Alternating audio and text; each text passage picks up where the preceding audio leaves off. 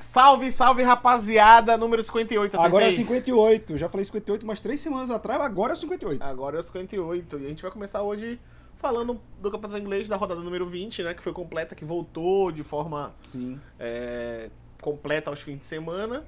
E um pouco da estreia dos principais clubes da Série A nos estaduais. O campeonato inglês teve umas surpresinhas aí no meio. Teve um roubo em Manchester. Teve, mas contra o City a justiça divina. Não, mas o roubo é roubo.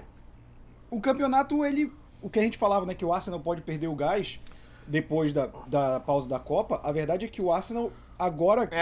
Deu gás. Deu gás e o City deu umas tropeçadas. A gente vai comentar do derby de Manchester, que teve, de fato, um gol impedido e que nem o VAR nem checou, mas assim, não é a primeira tropeçada do City, embora nem dê pra considerar uma tropeçada, porque o City pré-Copa amassaria esse United. Mas os dois se encontram em pontos opostos. O empate teria sido até mais justo. Mas isso é mais um degrau abaixo que o City fica, né? E a rodada começou com o Aston Villa e Leeds na sexta-feira. O Aston Villa ganha 2x1, ele dá uma descolada ali daquele grupo lá de baixo pra fugir um pouco da zona de rebaixamento, que é um grande incômodo, porque o Aston Villa tem um time que não é pra brigar lá embaixo, mais de meio de tabela, mas ele fica literalmente no meio da tabela, em 11º. Embaixo do Liverpool e Chelsea na sequência, porque Chelsea fazendo sua pior campanha na história dos últimos anos e o Liverpool fazendo sua pior sequência nos últimos anos de Jürgen Klopp. Sim, porque o pré-Jürgen Klopp também é um negócio pavoroso. Era absurdo, horrível.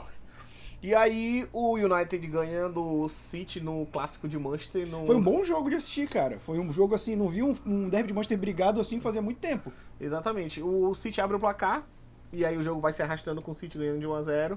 Até o momento do lançamento do, se eu não me engano, foi o Bruno Fernandes pro Rashford. Isso. Onde ele literalmente corre pra bola, pra finalizar, só que o Bruno Fernandes vem de trás e finaliza primeiro que ele, né? E aí empata o jogo.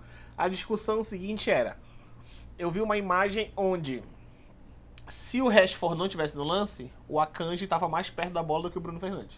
Sim. Assim como o Ederson também estaria mais propício a chegar à frente do Bruno Fernandes na bola. Mas como tinha o Rashford no meio do caminho, eles não se anteciparam e não saíram para tentar apertar a bola ou tirar a bola. E aí, claramente, o significa que o Rashford participa do lance. Sim, ele estava jogada. totalmente impedido, não era um pouquinho, não. Era tipo mais de 2 corpos impedidos, né? E o bandeirinha dá o impedimento. Teve a discussão toda, o árbitro foi conversar com o bandeirinha e decidiram dar o gol, dizendo que o Rashford não teve interferência na jogada, mas teve claramente interferência na jogada. E o VAR não foi acionado. E o VAR não foi acionado, que né? é impressionante nesse caso. O melhor VAR do mundo. E aí, logo depois, 3 minutos depois, o United vira com o próprio Rashford, né? Se não me engano. Não, foi um do Rashford. Um do Bruno Fernandes, que foi o primeiro. E aí o do Rashford que vira o jogo, né? E aí, inclusive, entrou até numa situação que aconteceu com o Manchester, que eu percebi. Com a saída do Cristiano Ronaldo, ele não tem mais essa figura de... Porque o Rashford jogou desde o primeiro tempo batido, né? Ele se contundiu, o técnico Ten Hag tem usado ele. Ele fez gol em todas as partidas pós-Copa. O Martial tinha saído já. Então, quando o Manchester United se viu numa situação tipo assim, não tem ninguém pra colocar no lugar do Rashford. Aí foi com ele até o final, mas aí faz o gol da vitória. Sim. Né? Faz 2-1 no Manchester City. Tá em processo de renovação agora nesses tempos. Tem uma crítica muito grande ao City que eu vi agora esses dias e eu acho que eu meio que concordo. O Haaland segue batendo recordes e recordes de gols. Porém, o time sem o Haaland estaria em primeiro lugar. Porque é um time que joga mais coletivamente e com o Haaland parece que joga para o Haaland. O Haaland virou o homem de referência do City inevitavelmente. E aí assim, tipo, o futebol do City meio que cai porque ele começa a jogar em função de um jogador e não em função das vitórias. Mas eu acho que o Haaland vem com um intuito muito claro que esse homem de referência é o cara que faz a diferença no mata-mata. O City claramente trouxe o Haaland para brigar pelo sonho europeu. Porque assim, o Sheik, que é dono do City, o próprio Guardiola disse que não importa se a gente perdeu o campeonato inglês, a gente já ganhou tantos. Então, é uma mentalidade que o time tem. O campeonato inglês já não serve pro Manchester City. O Haaland tá ali pra, meu irmão, quando tiver naquele momento agudo do jogo de volta, precisando de um gol, ser o Haaland que vai botar pra dentro da caixinha. Sacrificou o jogo coletivo? Sacrificou. É uma decisão que eu discordo? Muito. Porque eu não subestimo nenhuma Liga Nacional. Se eu posso ganhar minha Liga Nacional, eu vou brigar para ganhar a Liga Nacional. Agora o City tem essa mentalidade, é uma mentalidade de um time rico, de um time que tem dinheiro praticamente infinito e que tem essa questão de ego de ganhar um campeonato europeu. Então foi a decisão que eles tomaram, pelo que o Guardiola declarou, parece que o time sabe dessa decisão, o que é ótimo para o Manchester United, que se aproxima do G4, de classificar direto para a Champions League, entender que o Manchester City não vai ser um time que vai brigar tão avidamente por essa vaga aí. E o outro jogo foi um passeio do Brighton em cima do Liverpool, um time do Liverpool que não consegue criar, não consegue jogar, tem um problema de lesões, principalmente no setor ofensivo, tá sem Luis Dias, Darwin Núñez estava contundido, sem Firmino, sem Diogo Jota. E mesmo jogando também... sem Diogo Jota, cara. O Gakpo começou a titular mais uma partida, que veio do PSV da Holanda. Acho que foi do Feyenoord do PSV, uma coisa assim. Fez uma brilhante Copa do Mundo pela Holanda, pela seleção da Holanda. Inclusive foi o melhor jogador da Holanda na Copa, sem dúvidas nenhuma. Mas que ainda não tá encaixado, precisa de entrosamento. Vai dar alguns joguinhos, né? E aí ele sentiu falta muito da parte ofensiva. Mas na verdade que pra mim é o maior problema do Liverpool é que é um jogo igual desde quando o Jürgen Klopp assumiu. E aí você, inevitavelmente, depois que você ganha alguns campeonatos, você vira o alvo. Tem todo mundo te estudando, vendo o vídeo. E aí se não mudar... Perde o Mané, que todo mundo... Perde o Sadio Mané, né? E todo mundo fala assim, mas o problema não é o Sadio Mané, tem os jogadores à altura lá que substituíram, tipo Luis Dias é um jogador bom. Mas... mesmo se tivesse Luis Dias, o jogo seria muito idêntico ao logo que o Jürgen Klopp assumiu o Liverpool. Sim. Que é sempre um jogo de transição muito forte. Um 4-3-3, sempre esse 4-3-3, não tem variação, é difícil ver uma variação, né? Onde os pontas tentam afunilar para o meio, tanto que joga... Normalmente, um canhoto joga na direita, o ponta, e o destro joga na esquerda, que é para puxar para dentro e esperar os laterais passarem. Então é um jogo muito claro que é essa formação do Liverpool. Só que ela já vem aí desde de que o Jürgen Klopp assumiu. Então, assim, é um pouco mais fácil você jogar contra um time que você sabe como joga há muitos anos. E que alternou poucas peças, se tu for ver também pro modo como ele joga. Não é um time que pegar o Liverpool do início do Klopp, ali os 2, 3 primeiros anos, ele se consolidou e não mudou nem tanto em elenco. Perdeu algumas peças importantes, ou seja, as mudanças que ele fez foi para baixo, não foi para cima. E isso facilita ainda mais o trabalho do adversário. Tem uma coisa que eu gosto muito de citar contra o Liverpool, desde a chegada do Thiago Alcântara, que pra mim, um meio campo onde tem o Thiago Alcântara, ele perde muito quando ele acaba utilizando o Thiago Alcântara ou em primeiro volante ou em segundo volante. Porque o Thiago Alcântara poderia ser muito bem o terceiro homem pra quebrar essa linha, que é o homem que o Liverpool não tem há muito tempo e está buscando. Sim. Poderia ser o Thiago Alcântara, hoje está sendo usado o Elliott para fazer essa função, justamente jogando pela direita, para fazer essa função de sair do meio campo, fazer a transição com o ataque. Mas eu acho que o Thiago Alcântara, se ele tivesse feito as partidas ao longo da carreira jogando nessa função, ele teria muito mais brilho nos clubes que ele passou, inclusive no Liverpool de agora. E aí ele não... Enfim, aí eu acho que perde muito esse meio campo do Liverpool, mas o Liverpool corre o sério risco de jogar a Europa League na próxima temporada. Porque ele tá em nono colocado. É mais provável, na verdade. Com 28 pontos. E é o Tottenham que tá ali na pré, né? Que é com 33 e o Fulham, uma vitória ele só empata, né? O Fulham vinha com 6 vitórias seguidas, então perdeu agora nessa rodada, mas tá fazendo uma campanha brilhante com o português, que é o técnico, né? Se eu não me engano. E aí no jogo seguinte... O Everton perde o Southampton dentro de casa, né? Faz 1-0, o Southampton vira no final. E mesmo com a vitória, o Southampton não sai ali da lanterna do campeonato. Eu acho que mas ele embola mais ainda, porque o Southampton tá em 15º, com uma vitória ele pode ir para 14º. Aquilo que a gente estava falando, né? O Nottingham Forest, que até pouco tempo atrás era o vice-lanterna, já subiu, tá em 13º. O próprio Leicester, que a gente já tava dando como certo.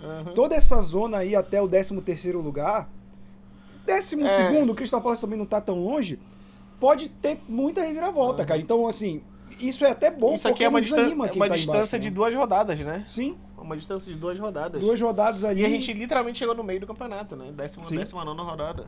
Então tem muita água pra rolar ainda. Tem alguns times que estão com jogos a menos ainda que falta completar, que é o Leeds, o Crystal Palace, o próprio Liverpool, o Brighton. E o United e os dois líderes, Arsenal e City. O United tem um jogo atrasado que foi durante a morte da rainha, né? Que foi adiado. Que foi, na verdade, são esses jogos atrasados. A maioria desses times são dessa época, da morte da rainha. E aí a gente tem a disputa de dois times que estavam na zona de rebaixamento, que é o Nottingham Forest e o Leicester. O Nottingham Forest ganha de 2-0, passa o Leicester na tabela. E assim, resultado péssimo pro Leicester, obviamente, que tava querendo se distanciar, mas são dois times que o Nottingham Forest, pela história, eu gosto de ver ele ficando na Premier League, e o Leicester, ele construiu uma história bonita naquele título de ser um time que ninguém esperava, veio com um timaço, mas ele vem totalmente, cara, atrapalhado depois daquele título, um time que bota os pés pelas mãos direto. Eu tô até impressionado que ele nunca tenha caído desde aquele título. Essa temporada assim, a gente achou que fosse, hein? Mas ainda pode. A chance, né? Porque assim, se a gente for parar pra analisar os três que estão lá pra cair, o West Ham, pra mim, que foi pra onde o Paquetá foi, tem mais elenco que o Leicester hoje, o Everton também, e eu acho que é só o Southampton que de fato vai ser o saco de pancada. Mas o Everton tá flertando com o rebaixamento. Desde a temporada passada, que quem salvou o Everton foi literalmente o Richarlison. Sim. Richarlison, inclusive, teve um lance aí, mau caratismo dele, que eu já vinha dizendo sobre isso há muito tempo. A ver a perseguição. Aí o Wolverhampton também ganha de 1-0, é o time que o João Gomes está indo sair do Flamengo agora, né? Aí afunda um pouco mais o West Ham. Afunda mais o West Ham, que era um confronto direto já ali nessa rodada, então foi um confronto dos desesperados, digamos assim, pela metade do campeonato. Ele ganha de 1-0 e joga o próprio West Ham para a zona de rebaixamento. E depois o Brentford tem feito um excelente campeonato. Talvez a campanha mais surpreendente desse campeonato tenha sido a do Brentford. E junto ao Brighton, né? Sim. E o próprio Fulham pra mim também é surpreendente, porque a gente não esperava o Fulham muitos anos sem disputar a Premier League e fez contratações pontuais, né? Manteve Mitrovic. Aí trouxe o Willian, Andreas Pereira. Então são jogadores assim que deram um volume muito bom pro meio campo do Fulham. Além do trabalho do treinador, que tem sido muito bom. O Brentford tá em 8º, né, com esse resultado, e joga o Bournemouth pra 17ª, então tá ali na beirola da zona de E o Brentford, o Ivan Toney, que ainda tá passando por aquele processo com um vínculo de casa de apostas, né? E ele faz o primeiro gol de pênalti, e no segundo tempo o Brentford faz 2-0 e acaba com o Bournemouth, assim... Não foi um jogo muito difícil pro Brentford, mas ele surpreende de fato pela posição onde a gente se encontra hoje. E no jogo seguinte, o Chelsea, mais um jogo horroroso do Chelsea. Só que, felizmente pro torcedor do Chelsea, com vitória, porque geralmente é um jogo horroroso e perde, uma derrota. Mas felizmente com vitória. Assim, o Chelsea, ele tá meio desesperado. Existe uma crítica até sobre o fair play financeiro, que parece que não funciona pro Chelsea. Porque ele deu 100 milhões no Mudryk, que era um jogador que o Arsenal tava fechando com ele. Deu chapéu no Arsenal. Ele é um ucraniano que jogava no Shakhtar Donetsk. Vai ficar falando.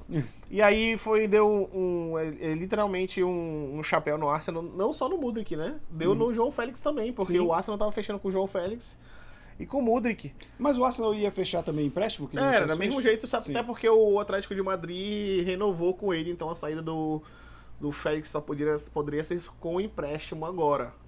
Eu acredito que ele não volta para o Atlético de Madrid, mas essa manobra de renovação é para aumentar a multa rescisória, obviamente. Aí se ele joga bem num time desse que tá emprestado, os caras vão querer comprar a preço de ouro. Exatamente. Que bom jogador ele é, né? O Chelsea mesmo vencendo o Crystal Palace fica em 10º colocado.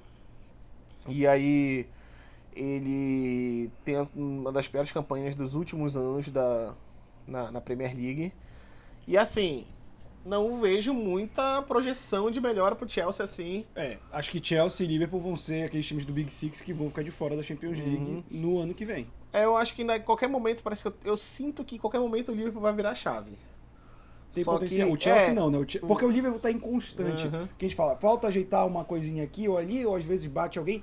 O Chelsea... Mas aí tem um padrão, né? O Liverpool tem um padrão que ele já segue há muitos anos. Já o Chelsea tá tentando achar um padrão. Mas o meu problema com o Chelsea é que o Chelsea, quando ele vai mal, ele parece aqueles times que acabam de ser comprados. A gente já tinha falado isso aqui antes. O Chelsea já é... Óbvio, não tá mais o Abramovich, mas manteve-se a mesma estrutura de pessoas que pagam as contas do Chelsea. Desde o Abramovich, quando o Chelsea tem uma temporada minimamente abaixo, aí começa a contratação de limite técnico e coisas que, tipo assim, o Manchester City do Kia fazia, sabe? Mas, então, assim, o Chelsea tem um comportamento que parece que ele é um time novo rico. Quando ele já é um time estruturado e um time grande da Premier League, há mais de 10 anos, mais de 15 anos. Então, assim, esse comportamento do Chelsea, quando vai minimamente mal, e eu tô surpreso de eles terem mantido o técnico ainda, porque em outros tempos já teria até rodado, mesmo tempo. Mas o Graham Potter, ele saiu do Brighton pra assumir o Chelsea e ter uma... como é que eu posso dizer?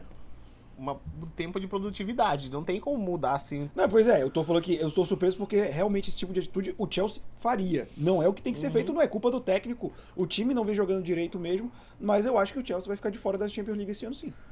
Assim, tem que esperar se o Kanté vai voltar ainda ou se ele já vai sair agora nessa janela. Ele contratou também, se não me engano, um centroavante, porque já não confia no Aubameyang. E o Kai Havertz... Tava falando até que o Aubameyang podia voltar pro Barcelona. Né? E o Kai Havertz, ele faz essa função de centroavante, que eu não sei quem tirou que ele era centroavante, ele nunca jogou de centroavante, no Chelsea ele tá fazendo essa função. E a gente via o Kai Havertz no Bayer Leverkusen literalmente jogar como terceiro homem de meio campo, ou um meio ofensivo atrás do atacante. E o jogador, porque ele tem um poder de finalização muito bom de fora da área, e no Chelsea ele faz uma função que às vezes ele tem que ficar de costa, fazer pivô ou brigar lá em cima. Tanto que o gol do Chelsea é dele, de cabeça, de um cruzamento dentro da área. Então, assim, eu acho que tá um pouco embaraçado ali ainda. O Chelsea tem que encontrar o padrão de jogo. Às vezes joga 3 zagueiros, às vezes joga com 2. Sim. Então, assim, vai ser duro esse ano pro Chelsea, assim como pro Liverpool. Com certeza. Mas o Chelsea se classificou para as oitavas da Champions? Classificou, né? Classificou.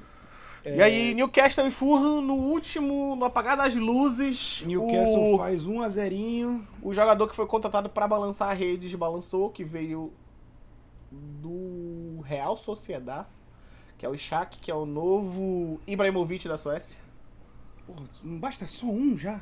Quem é o Ibrahimovic? O próprio Ibrahimovic. Não basta só um Ibrahimovic já?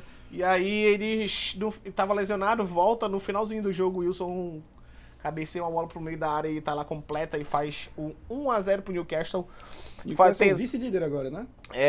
O Newcastle é o vice-líder, se não me engano. Não, ainda tá em terceiro porque tava a 4 pontos do City. Ah, sim, tá empatado em pontos com o United, mas tá em terceiro o Newcastle, que é o time que a gente pensou que... 13, 14 jogos sem perder. Que a gente pensava que ia ter essa guinada em alguns anos, né, pelo investimento a longo prazo que ele vem fazendo, já está colhendo frutos nessa temporada e vai tirar vaga de time que, por exemplo, o Tottenham, que estava acostumado a ir ali, pegar aquela rabeira para ir para a Champions League, agora já nessa temporadinha acho que não vai também não, assim, tão fácil. O Tottenham tá ali brigando pela fase pré-Champions, né?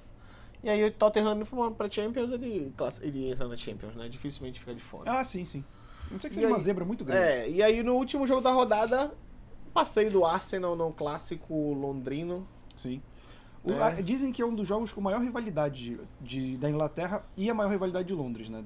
Eu ainda acho que vai pegar mais fogo o Liverpool e Everton. Eu acho que Liverpool e United... já foi até maior do que porque Liverpool e Everton, ele é um clássico também de Liverpool, né? É o derby de Liverpool. É o derby de Liverpool, então assim, ele pega bastante fogo, principalmente que é antigamente, onde... Quando o Everton era mais relevante. Né? Exatamente. Hoje o Everton brigou pra fazer parte do Big Six por um tempo. Sim. E agora ele tá flertando com o meio pra baixo de tabela. É como o derby de Manchester hoje, né? Que ele só se tornou um derby realmente relevante porque o City cresceu. Porque antes era só o United batendo no City. Por exemplo, o crescimento de times medianos como Aston Villa, Crystal Palace, o próprio West Ham, não nessa temporada, mas nas passadas, o Leicester, que não apareceu, eles foram engolindo o Everton, né? Aí esse ano apareceu o Brighton, apareceu o próprio Brentford, o Fulham. Então o Everton foi sendo engolido, né, assim, por esses times. O Everton que sempre teve jogadores assim interessantes, e aí ele foi perdendo esses jogadores e foi sumindo e se perdendo a força. E aí, literalmente, ele tá pagando preço hoje nessa temporada exatamente por isso. O jogo do Arsenal foi 2-0 no primeiro tempo logo, né? Sim. O Arsenal, a gente sempre duvida dele porque é o Arsenal, né? E o Arsenal tem um histórico, mas... O Arsenal, eu acho que o Arsenal é o Santos inglês. Por aí. Só que o Arsenal, de fato, tá jogando muito. O Arsenal tá jogando um bom futebol, cara. Dá gosto de ver o jogo do Arsenal. E o Tottenham já é o contrário, né? O Tottenham, meu Deus do céu. Mas, assim... ainda vão insistir com o Conte, né? Com certeza vão. Vão deixar até o fim de temporada e se limite aquele climão. O Kane, que poderia se tornar o maior artilheiro do Tottenham, tinha que ter feito se fizesse um gol contra o Arsenal no clássico, seria um momento ótimo, né? E pô, dentro de casa, balancearia total, a torcida ia ser outra parada. Mas nem chance de fato clara teve e o Arsenal jogou muita bola e não deixou. No final o Tottenham tentou aquela pressão básica. O lance que eu falei do Richarlison foi que o Richarlison reclamou, ele reserva no Tottenham e titular na seleção brasileira, não dá pra entender. E aí ele reclamou durante o jogo que o Martinelli tava se jogando muito, né? E aí ele tava já puto, não sei o que, é clássico, o sangue fica quente. Aí teve uma hora que o Martinelli foi bater um escanteio que o Richarlison tava do lado de fora, porque ele é reserva do Tottenham, já tô só pra repetir aqui. E aí o Martinelli estendeu o braço pra bater na mão dele, já que eles são companheiros da seleção brasileira, né? E o Richarlison cagou pra ele. Ah, isso é mau caratismo. Mau caratismo. Tá bom, Os caras são colegas de seleção brasileira. Se fosse um jogador que foda-se, que eu não tenho vínculo em canto nenhum com ele, estavam juntos na Copa do Mundo num grupo agora, provavelmente fizeram piada, brincaram sobre várias situações. Mas o cara tava puto, pediu desculpa depois, tá certo. Babaquice. É por isso que aí não deveria ser o nome da seleção brasileira.